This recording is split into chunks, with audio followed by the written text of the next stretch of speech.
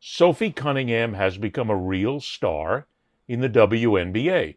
And she became a Yep. star because Caitlin Clark was getting jostled about on the court. Sophie stood up for her, took a couple of calls, and basically people are talking about what a really good player is. Well, she's a good player in the first place. But in the New York Times right now, you brought this article to my attention. The New York Times, and here's the headline: She avenged Caitlin Clark on the court, now sponsors, and the right love her because she is now known in a lot of circles as the MAGA Barbie. And she answered back in that article, and I'm reading for the people who are watching here along on YouTube. I'm clearly white and from Missouri, and so I think there was a lot of assumption there.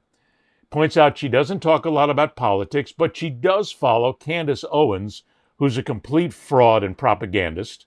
She follows the Daily Wire, which is just as bad as Fox News, News Sport, OAN, and all the rest for printing out propaganda. And she gets on a lot of conservative posts. On Outkick, which is a conservative sports site, they said, she's hot. She posts A-plus Instagram content. She's good. She's edgy. She might be a big R Republican, which certainly doesn't hurt. Mike, they don't give a damn what she is as long as she looks good in tight clothing. That's all that really is.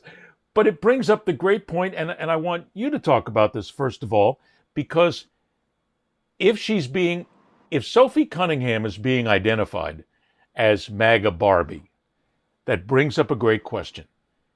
If you're a fan of Sophie Cunningham and your politics are different than hers, do you immediately then stop rooting for her? Do you stop following her? Because, hey, Mike, there's a lot of people out there who say if you're following the MAGA line, you're nothing more than another propagandist for Donald Trump. So what does that do Yeah. to those people who want to make her their hero, if you will, but now they know she's following the bad guy?